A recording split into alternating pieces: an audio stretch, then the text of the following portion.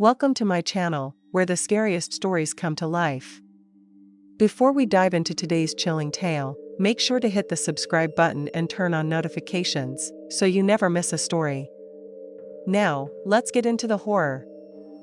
When I was younger, we didn't really worry much about anything happening to us or questionable things around us, due to the fact our family was well known in the area. My grandpa was a respected cop for many years, and nobody really messed with us because of this. We also lived around multiple other children our age. It wasn't uncommon to let your kids run around by themselves before nightfall. Our neighborhood relied on each other and the other kids to keep one another safe. It worked out for the most part.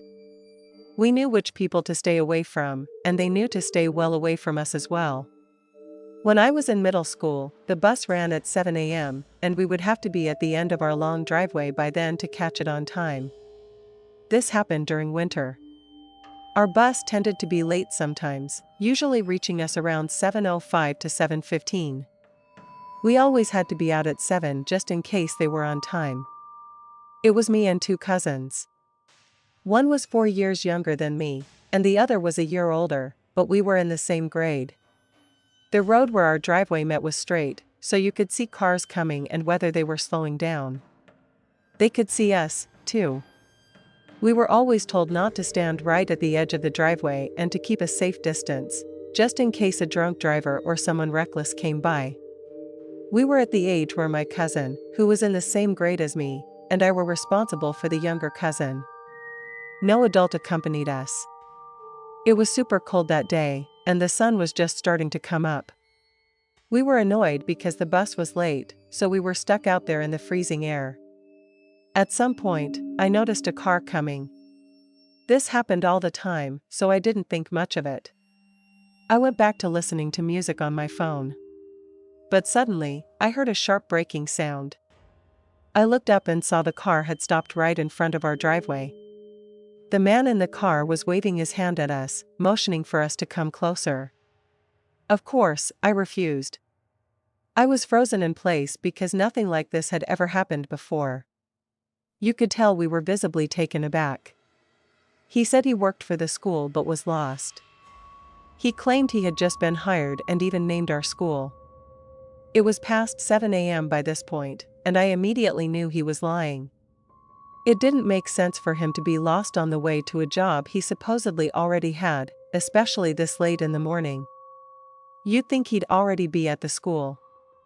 There was no way someone would be so lost that they were nearly an hour away from the district and asking children for directions.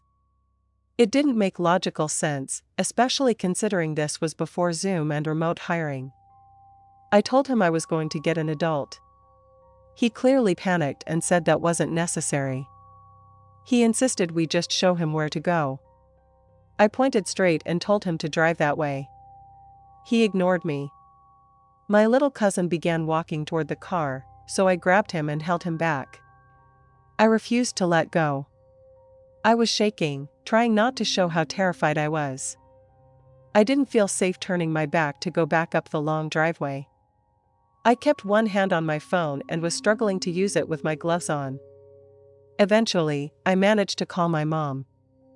Thank goodness she answered right away. That was rare, as she often ignored calls. The man got out of his car when he saw I was on the phone. I immediately started crying and told my mom there was a strange man out there who was about to hurt us. She came out running, and the moment the man saw her, he bolted back into his car and sped away. Another car, which had been around the corner of the road, drove off as well. Looking back, that's even scarier. If that other car had just been trying to get by, surely they would have honked or passed in the other lane. But they didn't. They just sat there and watched. I'm almost certain now that the two cars were working together. I was forced to go to school that day. My mom called the cops. When I got home, I found out even more disturbing information that confirmed my gut instinct. The police found an abandoned car just up the road that matched the description my mom gave. They found out who it belonged to, and he was not a school employee at all. He worked on the barges. The police suspected it was tied to sex trafficking. From what they gathered, he had already escaped on a boat or something similar.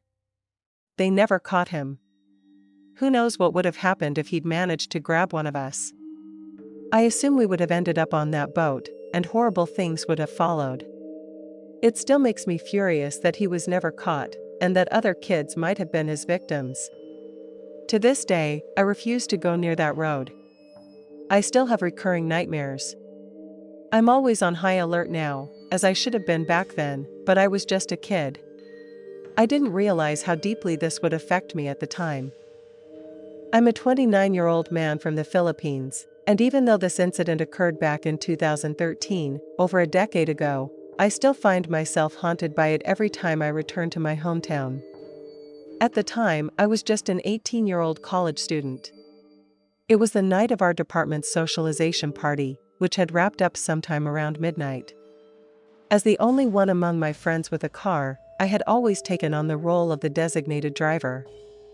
After dropping everyone off at their homes, I was parking in my usual spot just a few houses away from my own, due to limited parking in our area. As I was about to exit my car, I noticed a girl standing near the entrance of the alleyway leading to my house and several others. She was wearing a shirt with our department's logo, so I assumed she must have been walking back from the same party. In front of her, a man, maybe in his late 20s, stood ominously, clad in a hoodie and blocking her path. The girl locked eyes with me, and I immediately recognized her expression. It was a silent plea for help.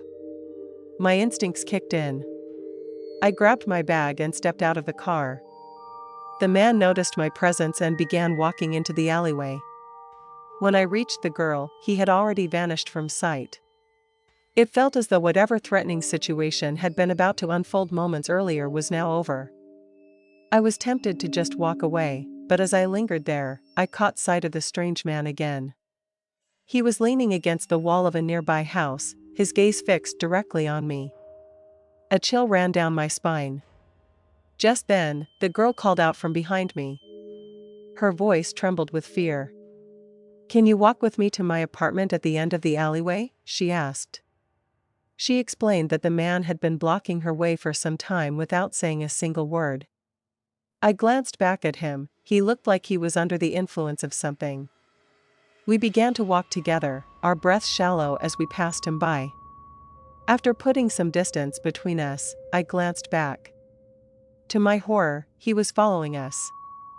We had already passed by my house at that point, but there was no way I could leave this girl to face him alone. Fear surged through me. Then suddenly, she broke into a sprint, and I had no choice but to keep pace with her. We reached the gate to her apartment, and she swung it open, slamming it shut behind us. We dashed into the building, where a second, smaller gate, likely meant to keep pets in, stood in our path. She opened it and we slipped through, just as we heard the sound of the man reaching the first gate. We bolted up the stairs to the third floor, breathless. The girl knocked at her apartment door, and after what felt like an eternity, it finally swung open. Her friends, a guy and a girl around our age, looked startled but quickly let us in, locked the door, and led us into the bedroom. They turned off the lights, and we sat in silence, our hearts pounding. The girl broke down in tears as she recounted everything. She revealed the man had been following her for nearly 30 minutes and expressed relief that I had helped her. Unsure of what to do next, I called my aunt, who was staying at our house that night. Luckily, she answered quickly, and I told her to call the police. Around this time, we could hear the man pacing around outside, seemingly searching for us. He was mumbling something, though we couldn't make out the words clearly through the door. A few minutes later, my phone rang. It was an unknown number, my uncle, who's a police officer. He reassured me that help was on the way. What felt like hours passed, but eventually the police arrived.